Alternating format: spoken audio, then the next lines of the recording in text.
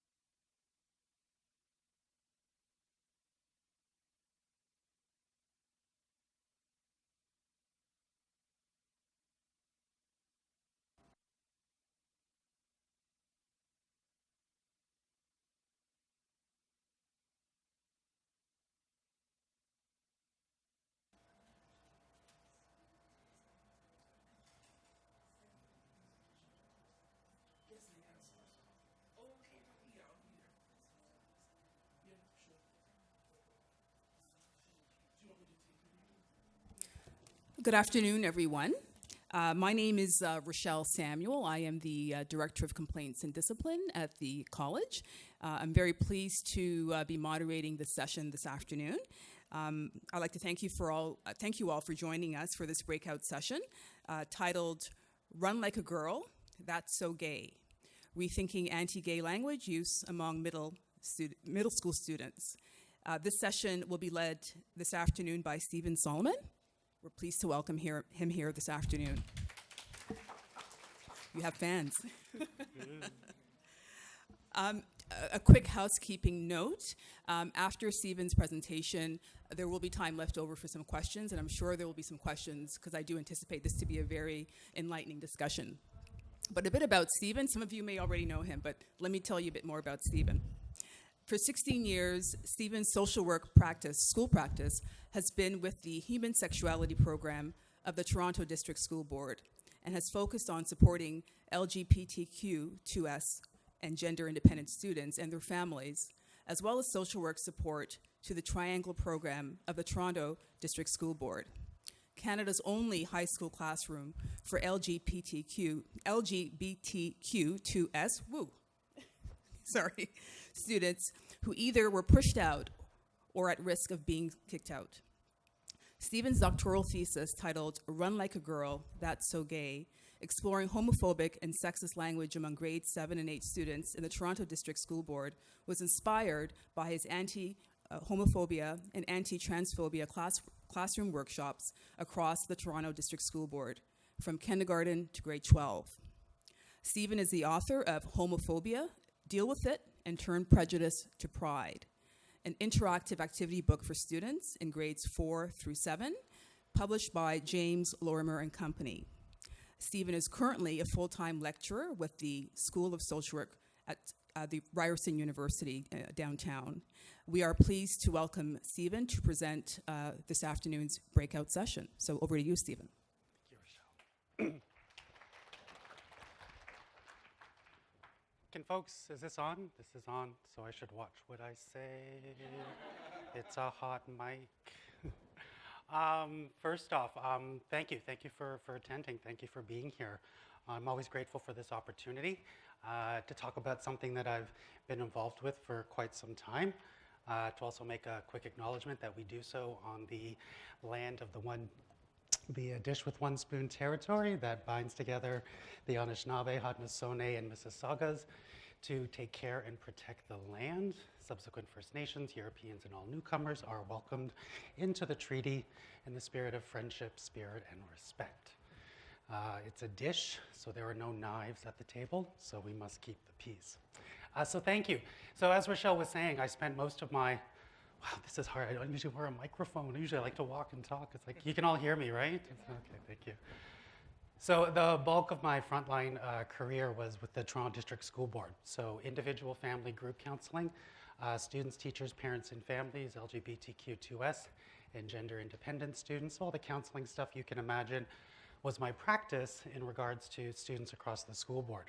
I also was the school social worker for the Triangle program, which was the high school program for queer and trans students who had either left school because of harassment. My final piece of work, and this is what inspired my doctoral research, was that I got to do anti-homophobia, anti-transphobia workshops across the school board, kindergarten to grade 12. Just to be clear though, my conversations with 6-year-olds looked a little bit different than my conversation with middle school and high school students. One of my time-worn jokes is that I sum up my workshops by saying I'd walk into a classroom, say, "Hi kids, I'm a social worker and I'm gay. Do you have any questions?" To which an 8-year-old asked, "How much does that pay?" To be clear, school social work pays extremely well. Gay is free, it comes with who I am. Anyhow, from those workshops, and particularly with middle school students, that became sort of one of my favorite cohorts, right? The 12, 13, 14-ish. You know that age when you know everything, right? Just before. The workshops were around discussing homophobia and later on to discuss transphobia and to actually talk with students about name calling and myths and stereotypes. And so what I began to notice over the years was that as much as I stepped into the space around homophobia, very quickly the stereotypes that emerged that the students would talk about were very much rooted in gender role stereotypes, like rigid ones.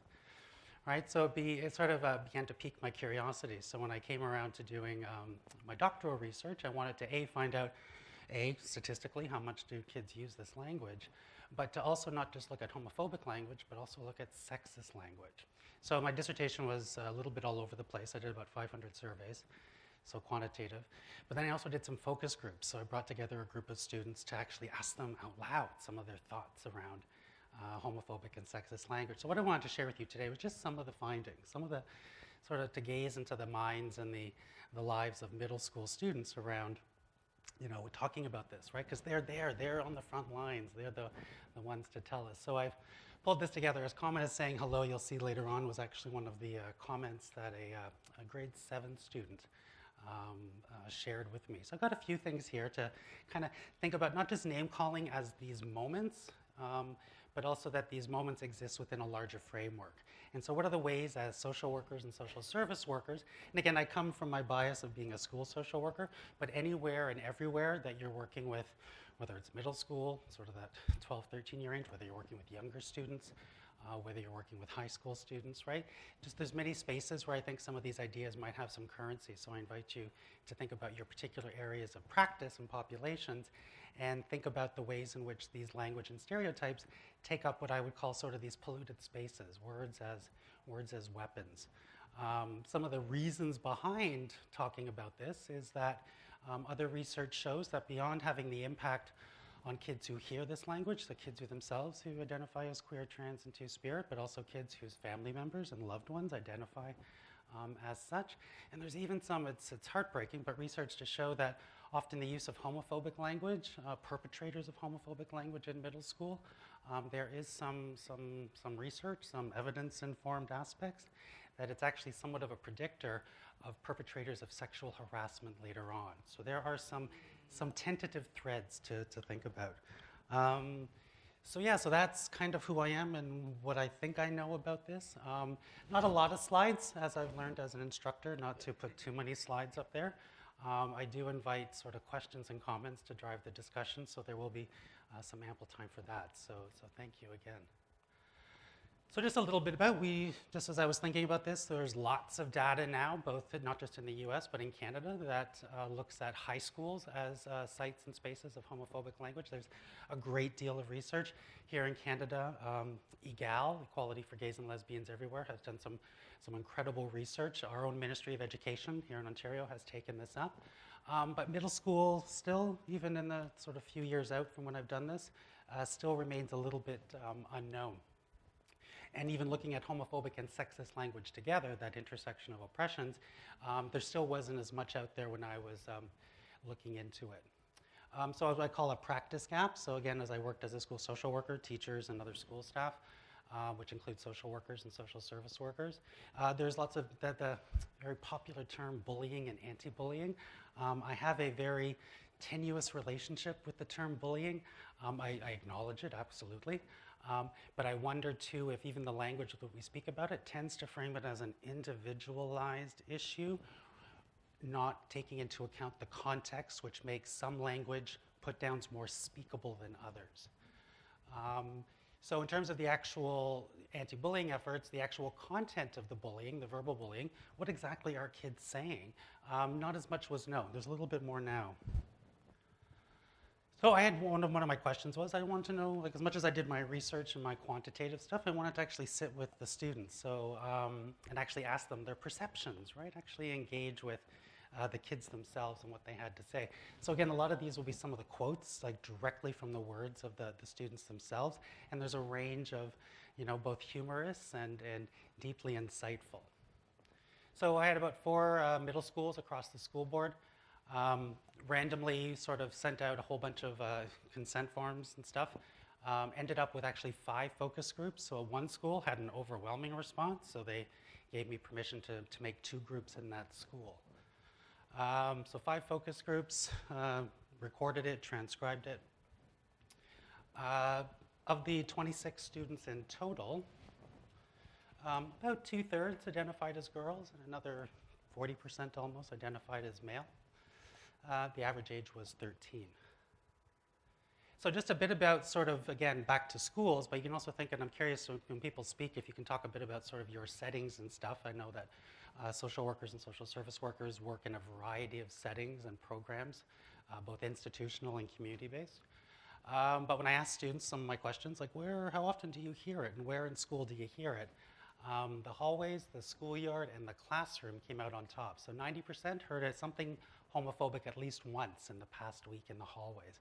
And I always found hallways to be these sort of both exciting and nerve-wracking terrains of a school. I don't know if anyone wants to think back to their own sort of time. Hallways were sort of this, for some, it's like an obstacle course to get from point A to point B. Right? For others, it was a great social kind of place as well. So it was a complicated space. It wasn't just sort of one thing. Just as a school social worker, when I was supervising social work students, I often made sure that we got to the school a bit early, just before the bell rang, just so we could walk through the halls, because that's where you begin to hear things. The playground, so playgrounds in terms of middle schools, right? That was another chart topper where it came for students. So 85 hearing homophobic and about 2/3 hearing something sexist. And then the classroom, right? The most supervised space in the school. The other 2 being somewhat unsupervised, at least official, or at least in the ways I experienced them. Almost 80% heard something homophobic at least once in the past week.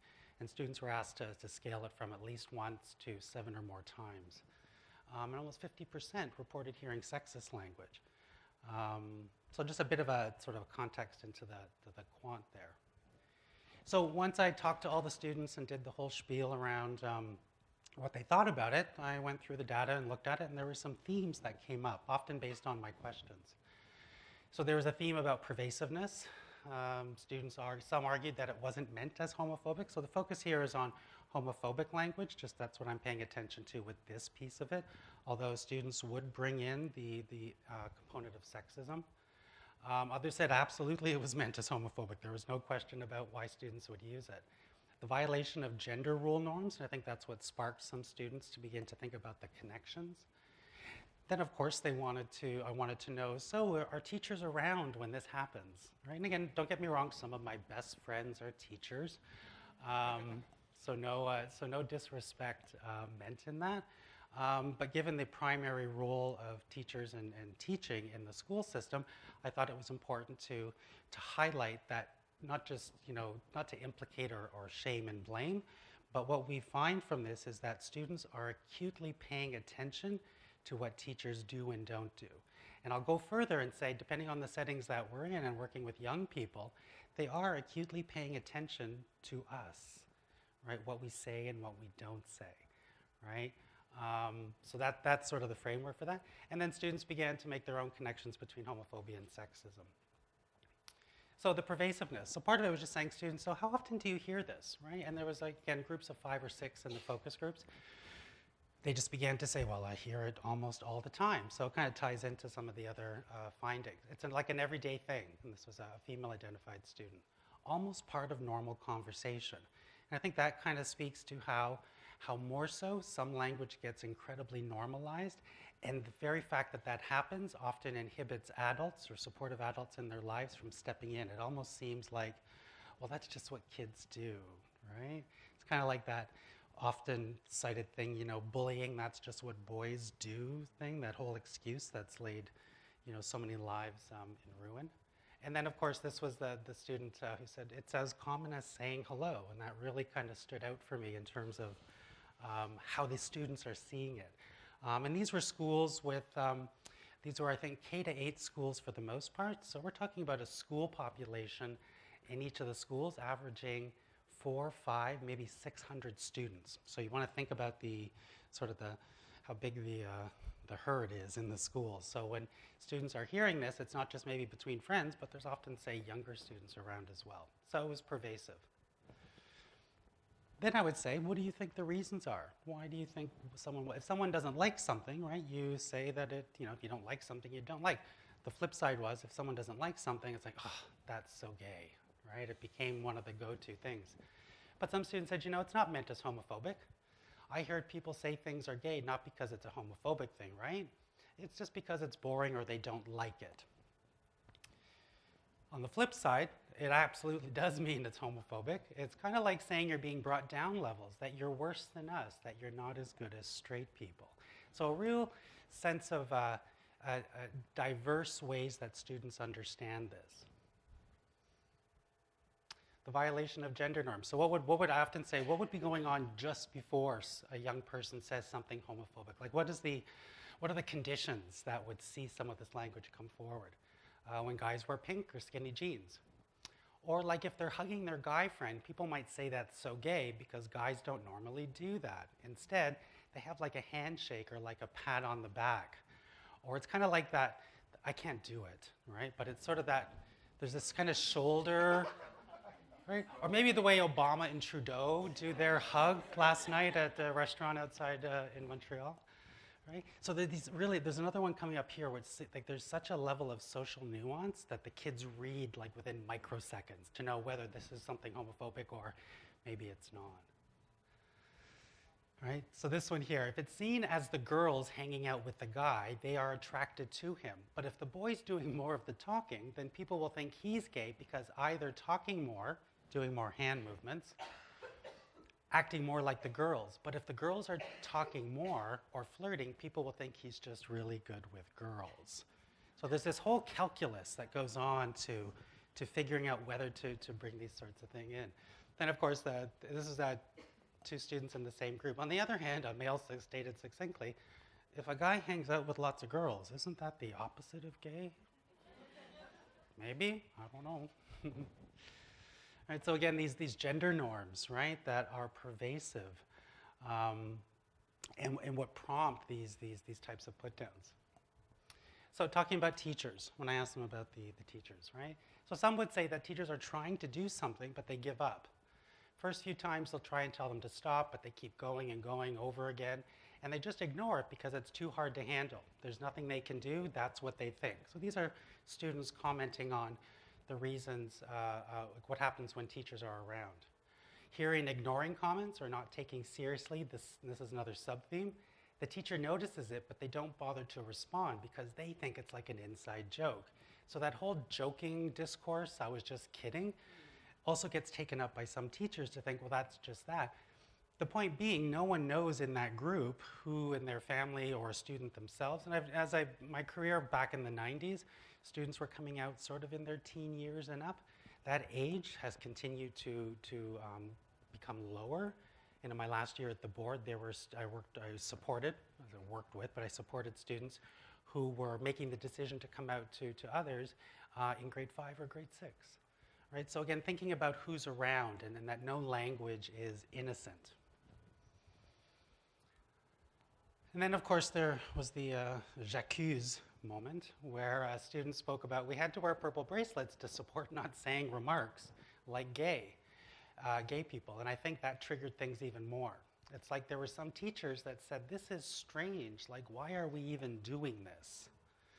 So then the students observed the teachers, and some teachers, but their opinion of what does this have to do with, I used to get this quite a bit early years, well, why are we talking about homophobia? This is about education, right? Okay, well, let's stay in that moment and such, right? Because there's curriculum for sure, right? Curriculum is of course what students read and write and speak about, but it's also from the moment they step into the school in the morning to the moment they leave.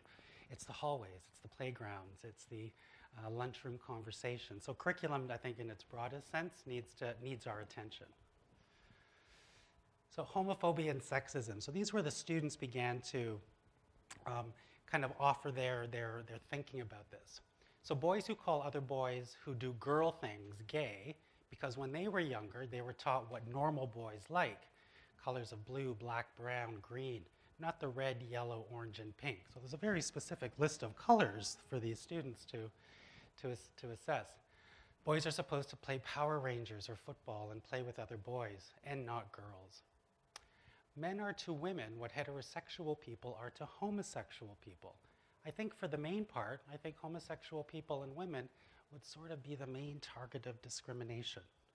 Right? So, yeah, and I'd come in there with all my, fancy PhD language, not with them, right? But they are so much more articulately than I are summing up some really important research and scholarship from even before they were born. You can actually trace back these connections between homophobia and sexism. You can look to like social work literature, social service literature.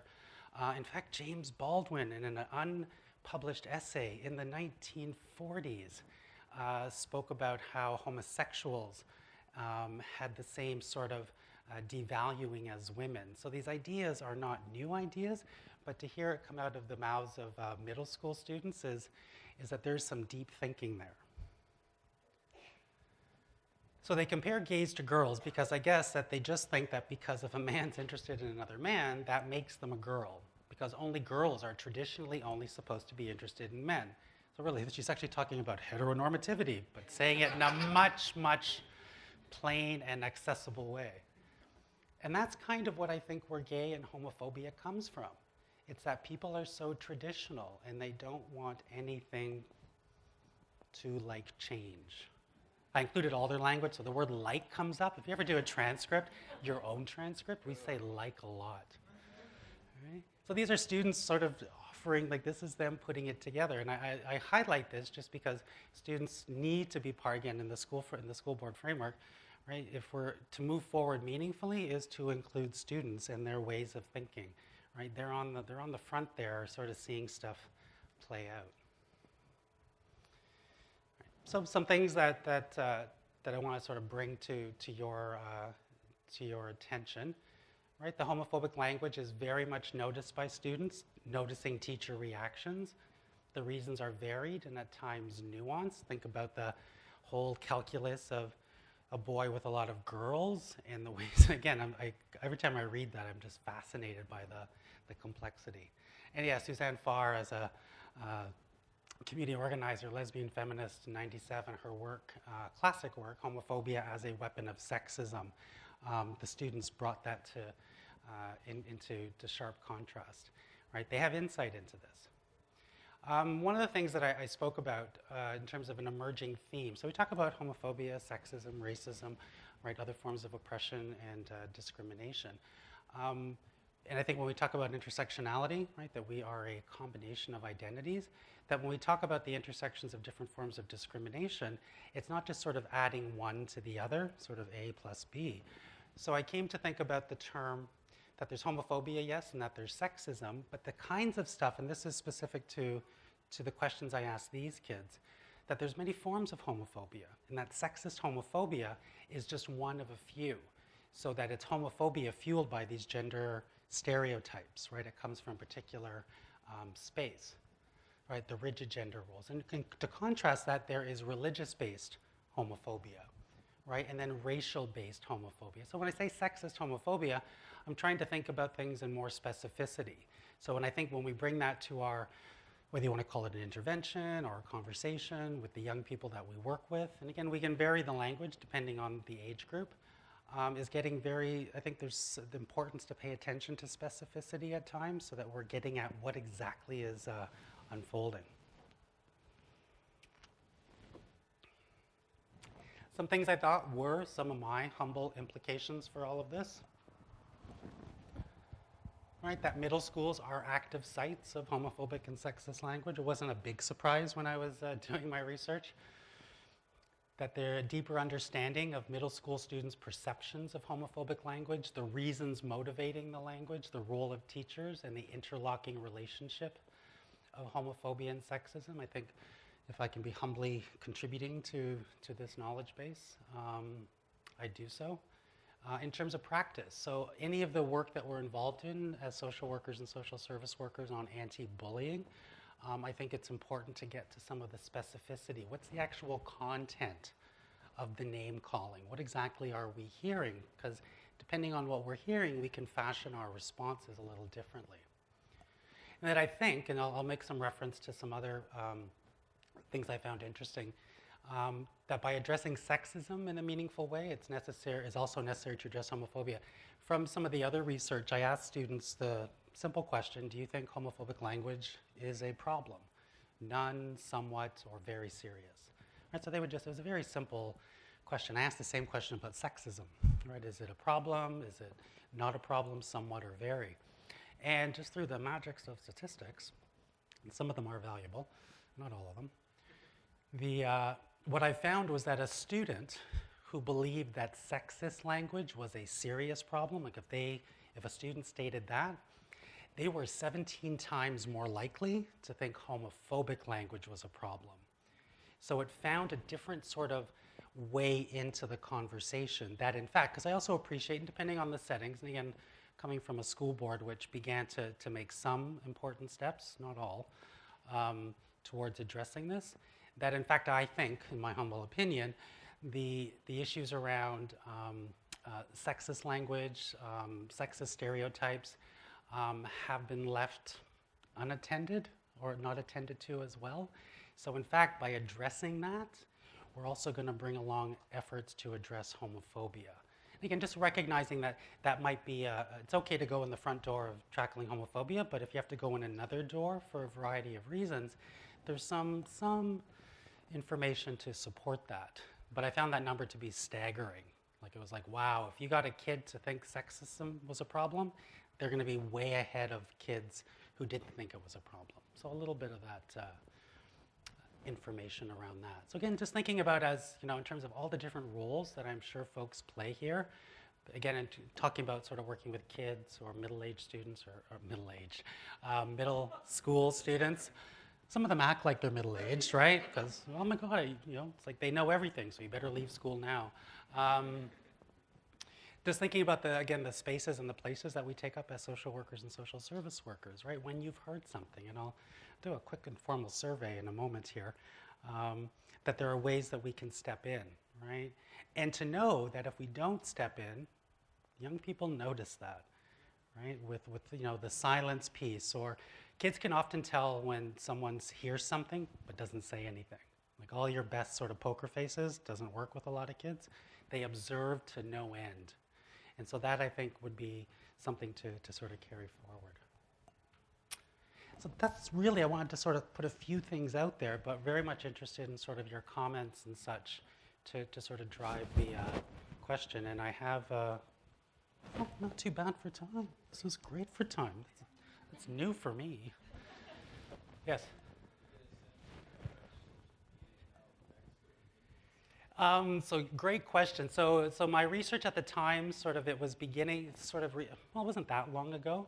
I think that's just a whole other domain now where hurtful and harmful language, like we don't need to look too far to find some of that stuff. I think that's absolutely part of sort of the influence, not to say influences, but the exposures that young people are seeing. But then again, I've often said the internet's a double-edged sword, right? Because it's, in many ways, the digital realm has allowed queer and trans and two-spirit kids to connect with others. Sorry. Oh, so thank you, I'll do that. So the question was around exploring the impact or the role of social media in terms of homophobic and sexist language. I think that needs to also, that can't be left out in sort of the conversations, finding out what folks are watching. Because as much as it's a great connector for many isolated kids, we're sitting here in the downtown Toronto with a huge visible community and services, but for the young people, maybe less than an hour outside the city, opportunities to connect. So that's the plus side of the digital realm, but then the equally tricky side is where they'll also be exposed to some of this harmful language. Yeah. Sorry, on the tail end of that question, social media has been used to embarrass and out gay kids. But have you, by way of example, found the opposite, where gay kids tend to out homophobes and sexists? Ah. Have you ever experienced that? Well, it's interesting that, so the question was in terms of social media as often a space of shame and blame and outing folks, right? The flip side was our youth or young people also using it to shame and blame like those with homophobic or sexist sort of attitudes. One of the last families I met with, the kid was in grade 5 and was outed on Facebook. It was sort of by a friend who didn't realize, not that anything's an accident, right? And an amazing family were supportive and such like that. That is another opportunity, I guess, if, again, I'm not gonna get too much into the politics of digital blame and shame, but I think as a platform, and many young people have used the digital realm to organize and respond to things in really powerful ways. So again, as we continue to sort of figure out the digital realm and the role it plays, and not just for young people, but for ourselves as practitioners or educators or a combination of the both. Cool. Hi. What I find I struggle with is when we talk in inclusivity. Yes. I would love to go into an educational rant, but that's not effective. And then especially in a lot of times if it's just a passing comment. Where I struggle with is how do you effectively address this, but not turning it into some kind of speech where you Yep. So, stopping homophobia in 30 seconds or less. So again, the question was to come upon these remarks, or if it's in a brief sort of moment, so how to not go into sort of rant and lecture and speech mode. Is there a way to take it up differently? So again, I grew up telling stories, so I will tell this story now. Middle school, a number of years ago, I was with one of my social work students, Helen. It was a K-8 school. We had spent 3 days there talking about homophobia from kindergarten to grade 8. The last day, we're going to our second last workshop, or our second last classroom, and we're in the senior part of the school. So that's the grade 7s and 8s. They're rotating through classes. They have to go to their lockers, right? And so Helen and I are walking down the hallway as the students are switching out. And we walk by these three girls at their locker. And this is going back a number of years. For one student, I don't know, she has some sort of music thing in her hand, but she says to 2 of her friends, "Oh my God, this song is so gay." So me and Helen, we've been talking about this for 3 days. We should probably say something. So we stop. Helen and I look at each other. And so I just turn, again, I've got to be somewhere. I don't have time to give a postmodern, unpacking, discursive, historical, right? I don't have time for that, but I need to do something. So I look at Helen. Helen looks at me. So I just turned and said, "Oh, excuse me." I said, again, humor is always helpful. I said, "You realize songs can't be gay. We don't have same-song marriage in this country." This might have been before equal marriage, I don't know. Sometimes I just make stuff up in the moment, right? And she's looking at me like, and I said, I said, at this school, we don't use that kind of language to use as a put down, right? So I just wanted to say a few things. I just said, make a little joke and then say, actually, in this place, we don't use that language. So that's maybe 20 seconds. Helen and I start to walk away. Show's not over. She really didn't like the song. I never found out what the song was. I kind of wish I did, right? Because it was just something that, So I said, we're starting to walk away. She goes, "Oh, okay. Well, can you guess what she called the song instead? She goes, oh my gosh, this song is so retarded. So me and Helen stop. We look at each other. And in the very same vein, right, sort of, I said, and now at this point, it's also about having an audience, right? So at this point, there's maybe 40, 50 kids in the hallway wondering what's going on. And Helen and I have our badges on, so we're not stranger danger, right? Like we look like we're supposed to be there. So I just looked at her and said, do you actually know the history of the word mentally retarded? And again, just briefly, I said, it's actually a label that's been used historically to limit folks' chances and abilities and assumptions. And I said, how do you know someone here in this hallway, or me or Helen, don't have someone in our family who might have been labeled in such a way? Right? So she's looking at me like, whatever. Right, again, it's about, and I'll call it the claiming part, so never say, I don't want to hear you say that. Claim it in the space, because otherwise it's like, okay, if I see Ms. So-and-so, I won't say it around them, right? So implicate the space. So that's all, that's maybe now 40 seconds, right? We're running late and stuff like that. So we get to our last classroom. Show's still not over. We're setting up at front. Helen's got all of our stuff ready to go. The teacher says, oh, can you wait a few minutes? There's a couple of students running late. No problem, right? And so I've got my head down, I guess, putting stuff out. Sorry. Helen's like, look, I'm like, what? Can you guess who the last 3 students were, too? My new best friends from the hallway come walking in. And almost at the very same time, the girl that I was having my conversation with, we look at each other. And she gives me the nastiest cut eye from the back of the room. It's just like, is this guy following me? Like, what's going on here? Right? I have to admit, I was tired. It'd been 3 days. I hadn't had a cigarette in a while. I gave her the nastiest cut eye from the front of the room. Like, I didn't do this, but I thought about doing this. So she sits down.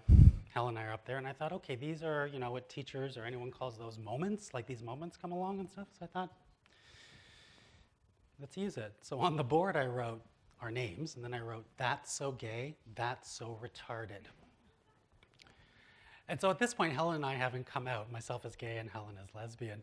But when that happened, though, the moment, and I didn't publicly shame, it wasn't about publicly shaming, right? That's, I think a little bit of shame is often an important motivator. Too much shame, and then you've got a social work and social service work referral on your desk, right? So it's a balance, right? But you could just see her, she was just slowly sinking into her chair, right? So, but eventually she came back, into the conversation, again, not singling her out. But what was interesting, and again, I've carried this story right forward, is that what I found interesting, when I first said something like, we don't use that language here, she looked at me like I was from another planet. Why?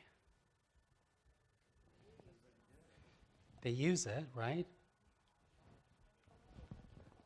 Right? Quite possibly no one had ever responded to it, right? There was no interruption of it. Now it's interesting, again, we all have different motivations for the actions that we take. And so part of it is inviting us to challenge our assumptions about who could be in that audience in the hallway. And so for me, it was interesting in that moment, as I'm always quickly kind of scanning the group, seeing who's there and stuff. In fact, there were at least 3 kids in that hallway who had lesbian and gay parents. How did I know this? Well, you can tell by looking. I'm kidding, you can't. I was also running a group for LGBTQ two-spirit parents with kids. And so some of these kids came to my group, and I had this, right, important for all of us to, like, if I hadn't said something, right, there's a message there, right? So I often call it sort of taking the Mosquito approach, right? We're not there, like you said, we don't have the time for that. There are times to have the broader conversation and the engagement, absolutely. But in most of our lives as social workers and social service workers, we're often getting from point A to point B. But there are these little times where we can say something. So the opportunity to sort of hear something, if you hear something, you say something. It can be just something as short as, like, we don't use that as a put down, a word that can describe a person or a community, right? We don't take up that language.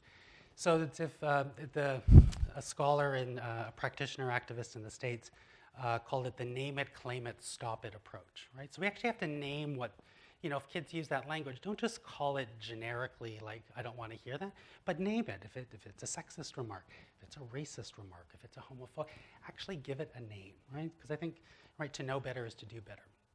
Right? Claim it, right? In this space, we don't use ... And then you want to stop it by laying out whatever the progressive consequences are, right? So like, to do something a second time, to go from naive ignorance to willful ignorance, then we need to have some sort of response that sort of ups the ante a little bit. So I love that question just because I appreciate it's the practicality of the day. And there are times, I have clearly missed things, both in my practice and occasionally in my teaching. But the effort to pay as close attention as possible. Assuming that someone in the vicinity is hearing that, and that isn't the first time they've heard it, and that is just another tiny little stab, right, within, right? They're hearing it just once. I might be hearing it once in that role, but that kid has lived it, right? Actually, in fact, it sort of describes my experience, my own experience in grade 3, right? Like, what these words are weapons. And they take a toll. So it's not just jokes, right? But if it's done sort of in a public space. Sir? You experience, say, for instance, one gay kid two gay kids, right? And so each one calls the other whatever, just like a guy makes a Jewish joke and says, I can see that because I'm Jewish. Mm-hmm. Or there are many other. Yep.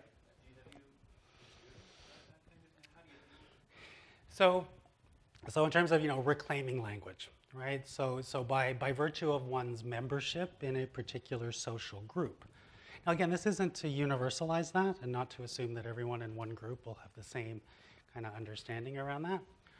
In my own social circles, in very private places and spaces, I might use language that I would not use anywhere else. It's interesting because I'll have even kids will say that. It's like, I heard, like, and there could be, and there's more out students now in schools than ever before, right? Which is great. But because you heard one person from one group use that word because of that, first rule, if you don't belong to the group, don't use it. Even if you do belong to the group, don't universalize that permission, right? It's a challenge. So yeah, I've heard that in a variety of different sort of dynamics. Right? So part of it is just there's some things, that some folks can pick up, right? And there's some things that other folks should not pick up. So that does come up, not a lot, but it is a chance to talk to students because the reason, to reclaim language, right? To take back words that have historically represented, harm and hurt and death and derision and devaluing, right? There is an important politic to that. But in the setting of, say, a school or a community center or a residential program or what have you, I think it's important even for the person saying it. Like I might, inadvertently, if I'm out with some friends, if I'm in a quasi-public space and I jokingly call one of my friends a fag, right? Who around me is going to hear that but not even have a clue that I might actually, like no one's going to know not that there's ever a context to it. Like part of it is just, it's kind of the simple, I'm not going to go there sort of thing. But it's a challenge. Was your hand going up? I want to share a little story, picture. I can show it to you if you want to walk around. It was an interaction between my two grandsons. Okay. One is 9, one is 4. 9 and 4. When the 9-year-old heard, and they're both boys, the 4-year-old loves pink. Yeah. Favorite color, steals all of his older cousins' pink cast-offs. And his mother says, she doesn't care what he wears. He chooses his own clothing, and it's fine with her. And it's been very clear in the family that this is fine. And he wears it to school. Well, he came home one day and said, he can't wear pink again. Mm-hmm. And his older brother, the 9-year-old, was standing there. And he heard, he said, he asked him why. He said, because kids are making fun of him. These are 4-year-olds. Yep. And in a very progressive school as well. So it doesn't matter where they Doesn't matter. So the older one who had participated in a breast cancer awareness day Mm-hmm. and bought himself a pink tutu that day, Mm-hmm. put on his pink tutu, went to school with him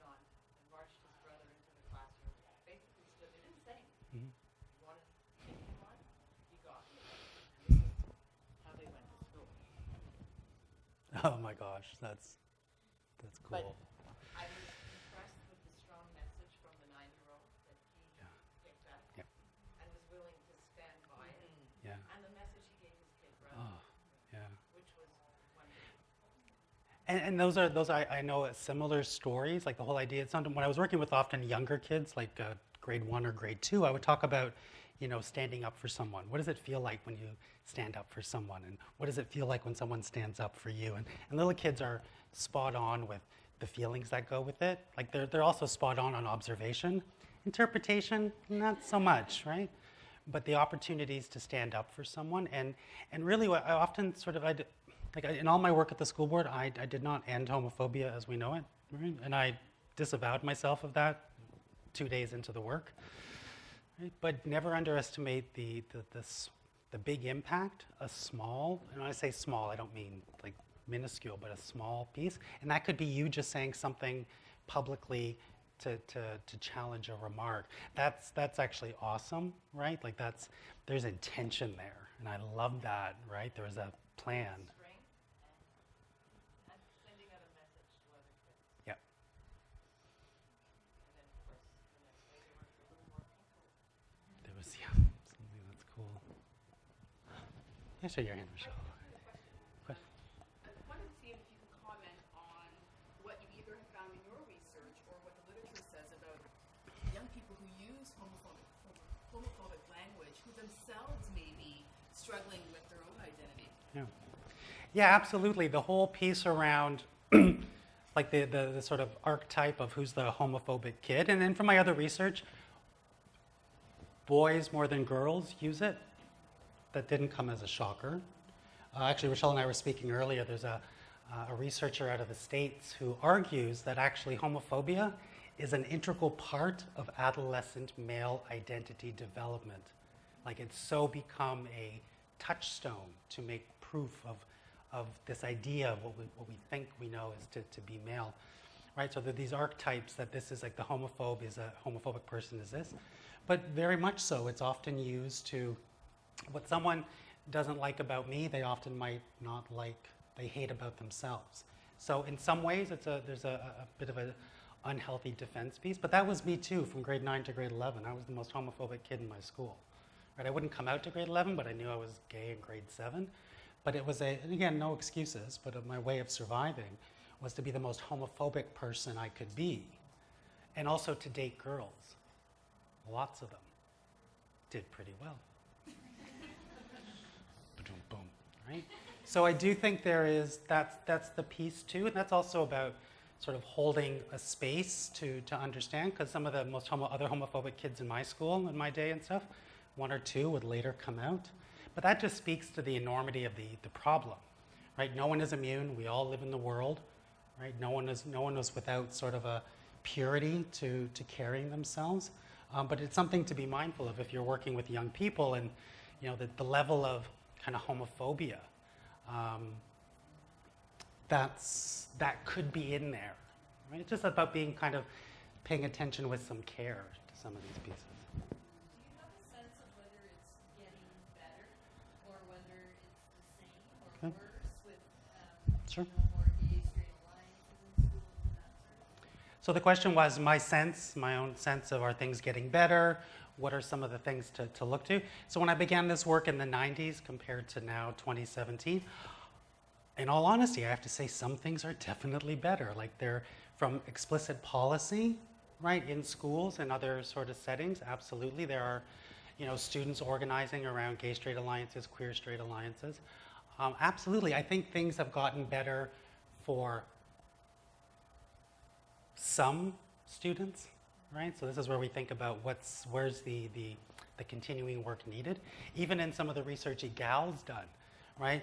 Lesbian and gay students will often report things much better compared to 5 years ago. Bi and trans or gender non-binary students report things as just as awful as they've always been. So even within these communities that we lump together, right, there is continued work. If you also want to add in the other pieces of the bodies that we occupy, right, students who are also dealing with both racism and homophobia, right, the question of, I think our metric about what better means isn't equally applied, right? So we continue to move forward. For students with who hold dear their religious beliefs alongside their authentic selves, that's a particular challenge for students as well. So I do think, absolutely, right? Even when I was doing my early work, that I could be paid extremely well to tell little kids I was gay, right? As a job, they were paying me to do it. Like, that was a bit of a milestone in the 90s, right? But I don't want to lose sight of the fact that there continues to be some more work.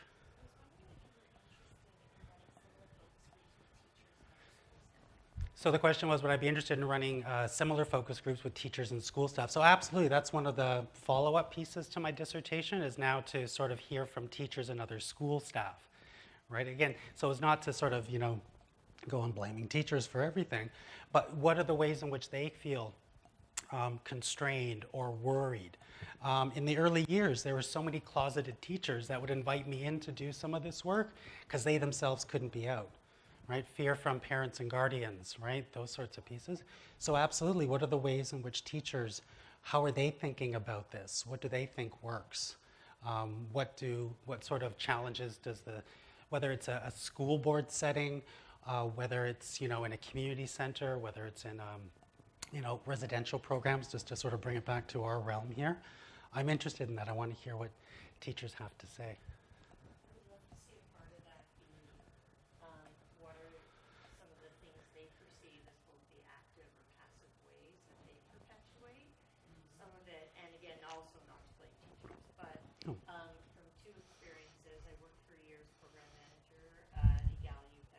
And many of the youth is up to age 29. So a lot of these will finish school or have left school. But their experience, particularly around gender and gender non-binary or trans identity, was really tough. Like what it was like for me back when I was in school in the 70s and 80s. The other thing is I have a daughter who's in middle school, and I've watched her growing up through the school system, and I recognize that there's these subtle and not so subtle things. Like there was a teacher at the school, and I spoke to the principal about it at her elementary school, that would always have the kids lined up, boy, girl, boy, girl, boy, girl, you're a boy, you're a girl, and would yell at the kids, sort of, for not being in the right spot in the line, and how that translates, because no kid would take that teacher on probably, and it's not their place to. And I talked to the principal about it, and the principal's like, that's a good point. So it's the first thing I thought about it, maybe. And so it's how are those passive and active things that kind of, like my daughter comes home and says, oh, that's so queer or something. I said, I can maybe use the term queer in a certain way, kind of part of the community. How was it used when you heard it? And then she'd be like, oh, Mom, it's just something everybody says. Was there any teachers around? Yeah. What'd they do? Nothing. So it's kind of, but like my daughter, the conversation was 30 seconds. She's like, Mom, give it up. Like everybody does it, and then I had to end the conversation and find a new route, which is probably what the teachers do too. So I'd love to see that deeper piece of the active and passive ways this gets passed. And the gender piece in particular, so in my last few years, it's interesting just to kind of tie into that, but also look at what are some of the current things that we're starting to pay attention to. I started to get calls, I guess about 2 years before I finished the school board, I got a call from a mom who had a son, biologically male, but who was expressing themselves in a very heightened feminine way, right? This was his way of being. If he could wear his pink party dress to school, that's great. He was a boy, and if someone asked him. And so it was interesting, I would get these calls, right? And I think it just became, like, for a while, I guess people knew me as the school board's professional homosexual, right? If it sounds remotely gay, call Stephen, right? Because this had nothing to do with, right? Because sexual orientation, gender identity, gender expression, they're distinct, they have their threads. And so this mom was saying, because she wanted to know about these pieces around gender in the school, and it's sort of taken for granted. So I was talking to the mom. A week later, I get another call, and this is another family, biologically male, assigned male at birth, but lives very much in a particular sort of gender way, or non-gender way, as the case may be. and talking about, and this was, so the first family, the kid was in grade 3, the second family, the kid was in grade 1, and so we were talking, then I got 2 weeks later, another some sort of a theme was coming up. And so of course as social workers and social service workers, once you get 3, you can start a group, right? So I pulled the parents together because they were dealing with different sort of situations, right? Change rooms, swimming, onesies and twosies. Did I know anything about that? No. Do I know something now? You bet, right? And so it became, so they were talking, using words like gender nonconforming or gender variant. And for me, I found some of the, I was trying to think of a way to, how do we sort of speak to this, right? So I started calling them gender independent, right? And again, there's a variety of terms. So we pulled together the parents so that they could support each other. I did not do anything magical, right? I brought, snacks, like you always bring to group, right? Snacks. And 1 week, one parent couldn't make it because of childcare issues. So I thought to myself, well, I wonder if these kids have met each other. Like, do they know each other? I said, you know what? I got a boardroom off my office.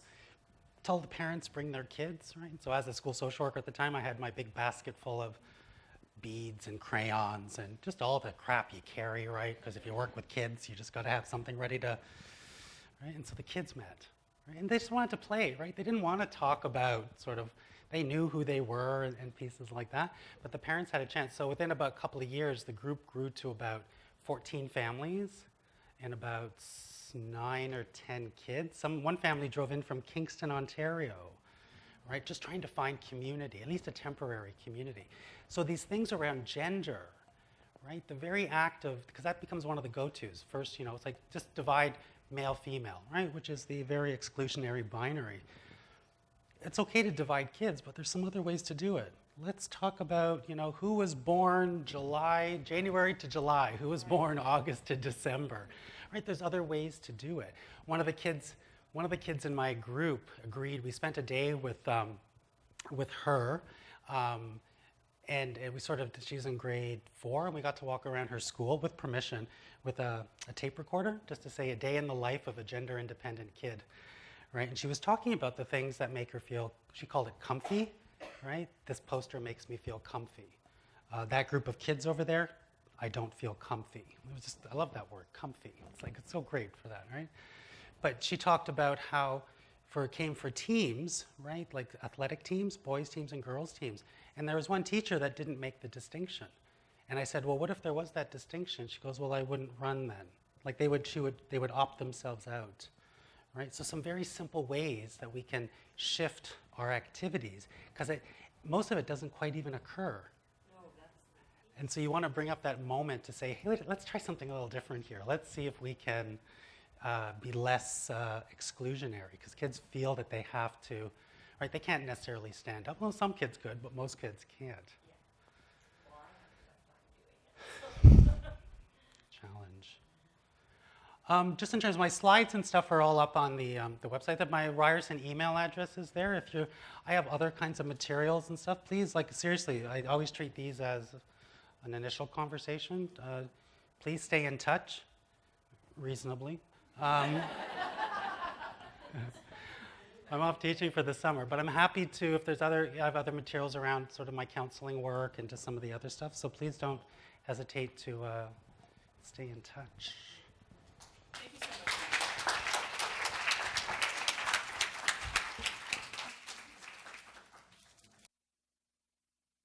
Thank you so much for joining us to speak with us today.